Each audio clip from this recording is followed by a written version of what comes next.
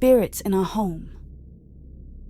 When we first moved into the house, it seemed perfect. Nestled in a quiet suburb, it was the kind of place where kids could ride their bikes in the street, where neighbors waved from their porches, and where you felt a sense of peace as soon as you walked through the door. It was the kind of house where you could see your family growing, where you could envision countless birthdays, holidays, and memories being made. Or so I thought. My name is Mark Peterson, and this is the story of how our perfect home became a place of terror, how the safe haven we'd created for our family turned into a living nightmare. Even now, as I sit here trying to piece together everything that happened, I can't fully comprehend how things went so wrong so fast. But one thing is certain. Something evil took hold of our home, and it almost destroyed us all. It started subtly, little things that, at first, we could easily brush off. My wife, Linda, was the first to notice. She has always been more in tune with our surroundings, more sensitive to the changes in atmosphere. I remember the first time she mentioned it to me, just a few weeks after we'd moved in. "Mark, have you noticed anything strange around the house?" she asked one evening while we were sitting in the living room. The kids, Emily, our 16-year-old daughter, and Sam, our 8-year-old son, were upstairs doing homework. "Strange? Like what?" I replied, not really concerned. "I don't know," she said, biting her lip. "Just noises, like creaking in the walls or a faint tapping sound. I thought it was just the house settling, but it's been happening a lot lately." I shrugged it off. "It's an old house, Linda. Probably just the pipes or the wood expanding and contracting. Nothing to worry about." She nodded, but I could see the worry in her eyes. I should have paid more attention, should have taken her concerns more seriously. But at the time, I didn't think much of it. After all, what harm could a few noises do? A few days later, Linda mentioned it again. This time she told me she'd heard whispering. She described it as faint, almost inaudible, like a distant conversation taking place just beyond the walls. But whenever she tried to listen closely, the voices would stop. "Maybe it's just the wind," I suggested. "Or maybe we're picking up interference from a neighbor's TV." Again, I dismissed her concerns, and again, she let it go. But as the days turned into weeks, the incidents grew more frequent and more unsettling. The first major incident involved Sam's toys. He had a collection of action figures and remote-controlled cars, the kind of stuff every 8-year-old boy loves. But one evening, while Linda and I were cleaning up after dinner, we heard music coming from the living room. At first, I thought it was just Sam playing, but when I walked into the room, I saw that he wasn't there. The source of the music was one of his toy cars, an old model that hadn't worked in years.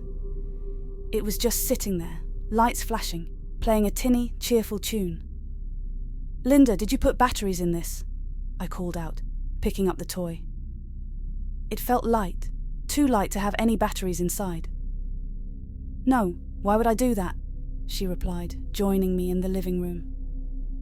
I turned the car over and opened the battery compartment. It was empty. There were no batteries, yet the toy continued to play its haunting melody. We both stared at it, neither of us saying a word.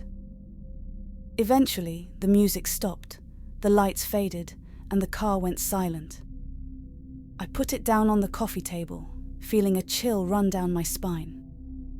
That night, Linda and I lay in bed, both wide awake. The silence in the house was oppressive, as if the walls themselves were closing in on us.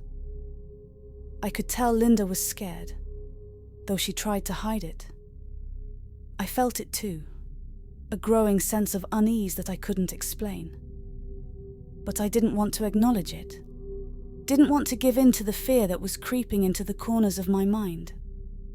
Things escalated quickly after that. The noises in the walls grew louder, more persistent, and no longer confined to the evenings. They seemed to follow us from room to room, like a presence we couldn't escape. But it was what happened in the dining room that truly shattered any illusion of safety we had left. It was a Sunday afternoon, and we were all gathered around the table for lunch. The conversation was light, the food was good, and for a moment, it felt like everything was normal. But then, without warning, the table began to tremble. The plates rattled, and the silverware clattered against the wood. "What's going on?" Sam asked, his eyes wide with fear. Before I could respond, the chairs started to lift off the ground. Slowly, almost gracefully, they rose into the air, hovering a few inches above the floor. The table followed suit, its legs lifting until it too was suspended in mid-air. We all froze, too shocked to move, too terrified to scream. For what felt like an eternity, the furniture hung in the air, defying every law of physics, every sense of reality. And then, just as suddenly as it had started, it all came crashing down. The chairs hit the floor with a deafening bang, the table followed, and the room fell silent once more. We sat there in stunned silence, the remains of our meal scattered across the floor. I could see the terror in my children's eyes, the disbelief in Linda's. This wasn't just strange noises or malfunctioning toys. This was something far more sinister, something that was actively trying to scare us. As disturbing as the events in the dining room were, it was what happened to Emily that truly broke us. My daughter has always been strong, the kind of girl who doesn't scare easily. But whatever was in our house seemed to have singled her out, targeting her with a relentless cruelty that none of us could understand. It started with the bed shaking. Emily told us that at night, just as she was about to fall asleep, her bed would begin to tremble, gently at first, then more violently. It was as if something was underneath it, pushing up against the mattress, trying to throw her off. I checked the bed frame, thinking maybe it was loose or unbalanced, but everything seemed fine. Yet the shaking continued, night after night. Then came the voices. Emily described them as low, guttural whispers that filled her room in the dark. They would say horrible things to her, mocking her, taunting her, telling her she wasn't safe. She tried to ignore them at first, but they grew louder, more insistent, until she was too terrified to sleep. One night, she came running into our room, tears streaming down her face. "There's someone in my room," she cried, clutching her blanket. I grabbed a flashlight and rushed to her room, my heart pounding. But when I got there, the room was empty. The air was cold, unnaturally so, and I could see my breath misting in front of me. I searched every corner, checked the closet, looked under the bed. There was nothing there. But when I turned off the flashlight, that's when I saw them. Figures in the dark, barely visible, their shapes flickering in and out of existence like shadows cast by a dying flame. They were tall, with eyes that glowed faintly in the darkness. I could feel their malice, their hatred, pressing down on me like a physical weight. I backed out of the room, pulling Emily with me, and slammed the door shut. I don't think I've ever been so scared in my life. But the worst part was knowing that I couldn't protect her, couldn't stop whatever it was that was tormenting her. We were all helpless, trapped in a nightmare with no way out. By this point, we were all on edge, our nerves frayed, our minds constantly on alert for the next strange occurrence. Linda and I tried to keep things as normal as possible for the kids, but it was clear that the situation was taking its toll. Sam was having nightmares, waking up screaming in the middle of the night, and Emily's condition was worsening by the day. She grew pale and withdrawn, barely eating, barely speaking, her once vibrant spirit crushed by the relentless fear. One evening, as Linda and I were sitting in the living room, trying to figure out what to do, the lights suddenly flickered and went out. The room was plunged into darkness, and we could hear the house creaking around us, as if it were alive. Then, from somewhere deep within the walls, came a low, rumbling growl, a sound so primal, so full of malice, that it chilled me to the bone. "We can't stay here," Linda whispered, her voice trembling. "We need to leave, now." I knew she was right, but where could we go? This was our home, the place we had built our lives around. But it was no longer safe. It was no longer ours. Something else had taken over. Something that wanted us gone. Or worse. As we hurried to gather our things, the house seemed to come alive around us. The walls shook, the floorboards creaked, and the air grew thick with a suffocating pressure. I could hear the whispers again, louder this time, echoing through the hallways, filling the rooms with their venomous words. "Hurry!" I shouted, grabbing the kids and pulling them toward the door. But as we reached the front hallway, the door slammed shut with a force that shook the entire house. We were trapped. Desperation took hold of me. I refused to let this malevolent force take my family. I grabbed a chair and hurled it at the door, but it bounced off as if the wood had turned to stone. The whispers grew louder, the air colder, and then, out of the darkness, the figures began to emerge. They stepped out of the shadows, tall and menacing, their faces twisted into grotesque masks of hatred. Their eyes glowed with an unnatural light, and their mouths curled into cruel, mocking smiles.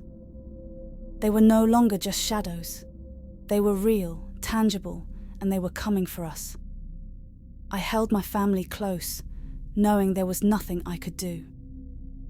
Linda clutched Sam and Emily to her chest, her eyes wide with terror. We were cornered, defenseless, and at the mercy of these creatures. Then, just as the figures reached us, the air around us seemed to ripple, as if reality itself was bending. A deafening roar filled the house, and the figures suddenly recoiled, hissing in pain. The lights flickered back on, the walls stopped shaking, and the door flew open with a loud crack. "Run!" I shouted, pushing Linda and the kids toward the door. We bolted outside, into the cold night air, not stopping until we were far from the house, our breaths coming in ragged gasps. We never went back to that house. We left everything behind, abandoning the life we had built in that place. Whatever had taken hold of our home was beyond our understanding, beyond anything we could fight or reason with. We moved into a small apartment on the other side of town, a place with no history, no dark corners, no shadows lurking just out of sight. But the fear never really left us. Even now, years later, I still wake up in the middle of the night, expecting to hear those whispers, to see those figures emerging from the darkness. The nightmares still haunt Emily, though she rarely talks about them. Sam refuses to speak of the house at all, and Linda, well, she tries to be strong, but I can see the fear in her eyes whenever the lights flicker, or the wind howls outside our window. Some things, once seen, can never be forgotten. Some places, once touched by evil, can never be truly left behind. The shadows in our home may be gone, but they will always be with us, lingering in the back of our minds, waiting for the moment when they can return. Unseen residents. When we first bought the house, it felt like a dream come true. It was a beautiful old Victorian in a quiet town, the kind of place you'd see in a postcard. My wife, Sarah, fell in love with it the moment we walked through the door. Our kids, Lily, 12, and Jacob, 9, were thrilled by the idea of having their own rooms, a big backyard to play in, and a neighborhood filled with other kids their age. It was everything we had hoped for, at least on the surface. I should have noticed the signs sooner, the way the air felt heavy in certain rooms, the way the shadows seemed darker, longer. But I was too focused on the positives, too eager to start our new life. If I had known what was to come, I would have taken my family and run far away. But hindsight is always 50-50. The first few weeks were peaceful enough, though there were small oddities that nagged at the edges of my mind. I'd wake up in the middle of the night, convinced I'd heard footsteps in the hallway, only to find nothing when I went to check. Sarah started complaining about cold spots, particularly in the living room. It wasn't just a draft. It was like stepping into a freezer, a sudden drop in temperature that made your breath visible, even in the heat of summer. Lily was the first to mention seeing something. One morning, she came down for breakfast looking pale and tired. "Daddy, I saw a lady in my room last night," she said, her voice small. "A lady?" I asked, trying to keep my tone light. "What did she look like?" "She was old and she had a long dress," Lily replied. "But her face was wrong, like it was blurry." I tried to dismiss it as a nightmare, but the look in her eyes told me she wasn't imagining things. Still, I told her it was just a bad dream and that there was nothing to worry about. She nodded, but I could tell she didn't believe me. And if I was being honest, neither did I. It wasn't long after that when the real terror began. It started with the noises, scratching sounds coming from inside the walls, like something was trying to claw its way out. At first, I thought we might have rats, but there was no evidence of any pests.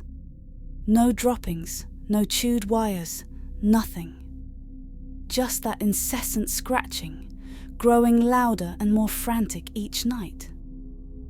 Then the light started flickering.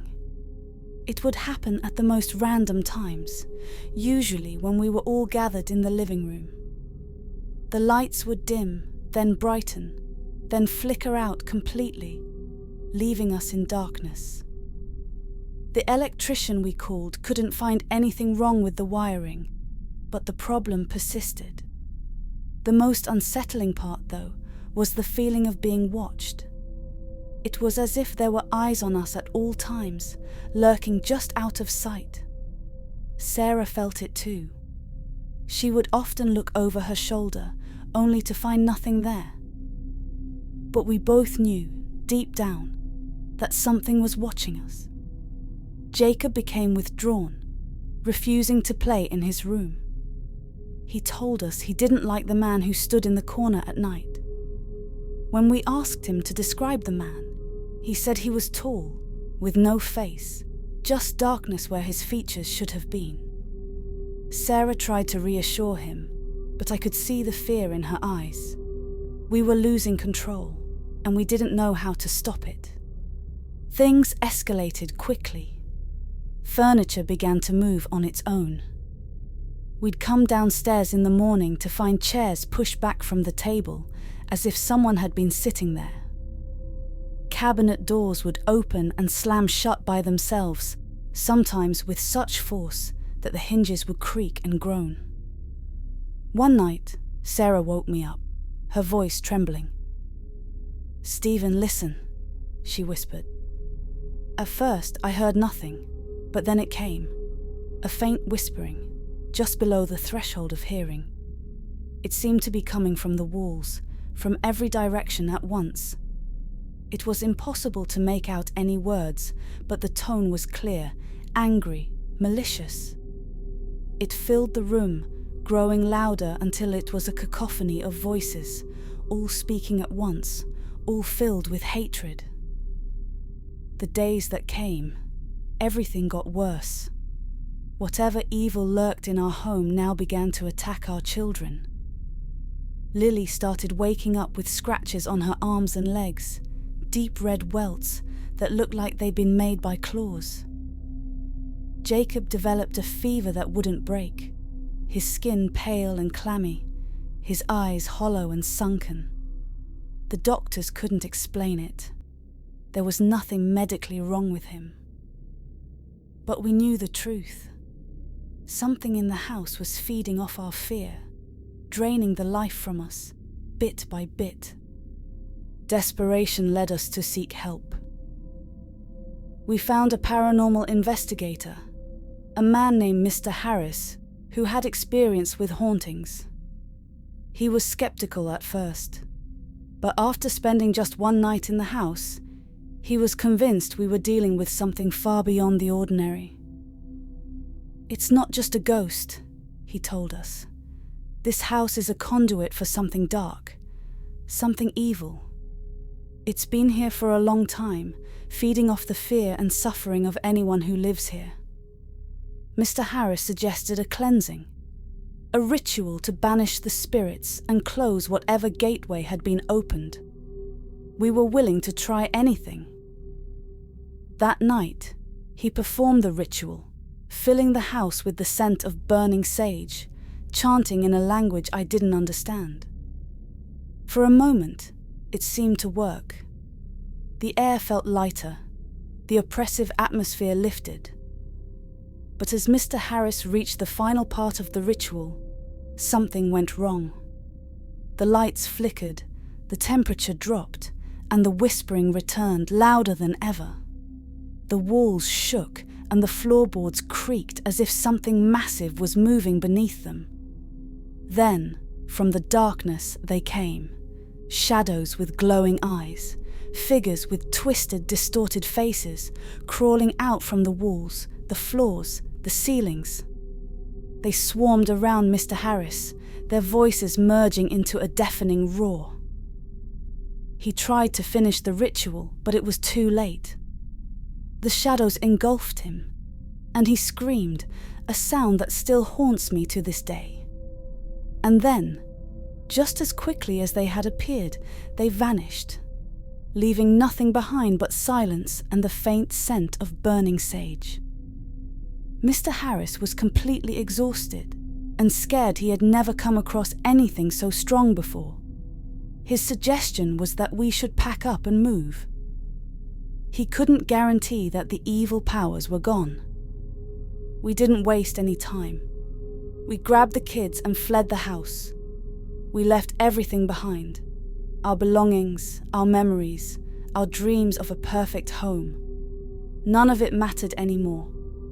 All that mattered was getting out, getting as far away as possible. We never went back. The house still stands, abandoned, its windows dark and empty. Sometimes when I drive by, I can feel it watching me, waiting. I've heard stories from the locals about strange lights and noises coming from inside, about people who dare to get too close and never come back. But I don't need to hear those stories to know the truth. The house is still there, and whatever lives inside it is still hungry. In the walls. When we first found the house, it felt like fate. Natalie and I had been looking for a place to settle down with our 2 kids, Alison and Joel, after a rough few years. The house was in a quiet town, far from the chaos of the city, with a large yard for the kids to play in and plenty of space for our growing family. It seemed perfect. From the moment we walked in, it felt like home. The old wooden floors creaked just enough to remind you of its history, and the large windows let in a beautiful amount of natural light. There was something charming about the place, something that made us feel like this was where we were supposed to be. But it wasn't long before the charm started to fade. The first night in the house was uneventful. The kids were exhausted from the move and fell asleep almost immediately. Natalie and I stayed up late unpacking, eager to make the house feel like ours. We didn't notice anything unusual until we went to bed. It was around 3 a.m. when I woke up to a sound that I couldn't quite place. It was faint, almost like a whisper coming from somewhere in the house. I listened for a few minutes, trying to figure out what it was, but eventually it stopped, and I convinced myself it was just the house settling. The next morning, Natalie mentioned that she had heard something too. "It sounded like someone was talking," she said, frowning, "but I couldn't make out any words." We brushed it off as nerves, a result of the stress from the move. But deep down, I felt a growing unease, like something wasn't quite right. The whispering became a regular occurrence, always happening in the dead of night, always just on the edge of hearing. Sometimes it sounded like it was coming from the walls, other times from the attic, but it was never clear enough to make out what was being said. It was maddening, like a secret being kept just out of reach. Natalie started waking up more frequently, claiming she heard footsteps outside our bedroom door. I'd get up to check, but there was never anyone there. Alison and Joel, thankfully, slept through it all, blissfully unaware of the strange happenings. Then, one night, the whispering changed. Instead of the usual soft, unintelligible murmur, it grew louder, more distinct. I could almost make out the words, but not quite. It was as if multiple voices were speaking at once, overlapping in a sinister chorus. Natalie clutched my arm, her eyes wide with fear. "Andy, what is that?" I didn't have an answer. I tried to stay calm, to reassure her that it was just the house settling, just our imaginations. But I knew, deep down, that it was something more. It was a Saturday afternoon when the toys started acting up. Joel was playing in the living room with his toy cars, and Alison was in her room drawing. I was in the kitchen with Natalie, enjoying a quiet moment, when we heard the music. It was coming from one of Joel's toys, an old jack-in-the-box that had been broken for years. We walked into the living room to find Joel staring at the toy, his eyes wide with confusion. The handle was turning on its own, the familiar tune playing slower than it should have been, as if it were being dragged through molasses. Then, with a creak, the lid popped open, and the clown inside sprang up. Joel screamed, and the music stopped abruptly.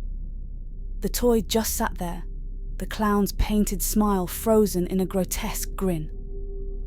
I quickly grabbed the toy and tossed it into a box in the garage, not wanting it in the house any longer. But the damage was done. The kids were scared, and so were we. That night, the whispering returned, louder than ever. This time I could hear the words, "Our house." A few days later, things escalated. We were sitting in the dining room, having dinner, when the lights flickered. It wasn't the first time this had happened, but what followed was something none of us could have prepared for. The vacuum cleaner started to lift off the ground. At first, it was just a few inches, but then it began to rise higher until it were hovering a foot above the floor. The kids screamed, and Natalie grabbed them, pulling them close. I watched in stunned silence as the vacuum cleaner floated in the air, defying gravity, defying logic. Then, as suddenly as it had risen, it dropped, crashing down onto the floor with a deafening bang. The lights flickered once more and then went out completely. The room went dark. We sat there, too shocked to move, too terrified to speak. I could hear Natalie's ragged breathing, the kids' quiet sobs, and in the distance, the whispering began again. This time, it was different. It wasn't just words. It was a growl, deep and menacing, vibrating through the walls. It was Alison who suffered the most. My little girl, once so full of life and laughter, became withdrawn, pale, and afraid. She started having nightmares, waking up screaming in the middle of the night, claiming she saw shadow people in her room. "They come out of the walls," she told us, her voice shaking. "They just stand there watching me." I tried to comfort her, telling her it was just her imagination, but I knew better. I could feel them too, the eyes in the darkness, always watching, always waiting. One night, Alison woke us up with a blood-curdling scream. We ran to her room and found her huddled in the corner, her blankets twisted around her, her eyes wide with terror. She pointed to the wall opposite her bed, her hand trembling. "They're inside the wall," she whispered. "They're trying to get out." I pressed my ear to the wall, listening. At first there was nothing, but then I heard it, the scratching. It was faint, almost imperceptible, but it was there, like nails scraping against wood. I pulled away, my heart pounding. That was the night I realized we couldn't stay. The decision to leave wasn't an easy one, but it was the only choice we had left. I packed up as much as I could, telling Natalie and the kids to stay in the living room while I loaded the car. We were almost ready to go when the lights started flickering again. Then the whispering returned, louder than ever, a cacophony of voices that filled the entire house. The walls shook, the floorboards creaked, and the temperature dropped so quickly that we could see our breath. And then, from the darkness, it came. A scream, so high-pitched, so full of rage, that it made the walls tremble. It was a sound unlike anything I'd ever heard, something that didn't belong in this world. The lights went out completely, plunging us into pitch blackness. Natalie clutched the kids, and I grabbed the nearest thing I could find, a flashlight, and pointed it towards the source of the scream. For a split second, I saw them. Dark figures, barely human, their eyes glowing with malevolence, their mouths open wide in silent screams. They were everywhere, crawling out of the walls, surrounding us. I started screaming like a mad priest, even though I wasn't a believer. "Go to hell. Leave us alone, you devils. In Jesus' name, I command you to leave." And then they vanished, as if they had never been there. We didn't wait around to see what would happen next. We ran to the car, leaving everything behind, and sped away from that house as fast as we could. I didn't stop driving until we were miles away, until the sun began to rise and the darkness lifted. We never went back. We never even talked about what happened. Not really. We just tried to move on, to forget. But I know that's impossible. Some things can't be forgotten, can't be left behind. Even now, in the quiet moments, I sometimes hear the whispering. I know it's just my imagination, a trick of the mind. But sometimes I wonder. I wonder if something followed us. Thanks for listening. Bloody subscribe and stay with us, unless you'd rather face your nightmares alone. Good night.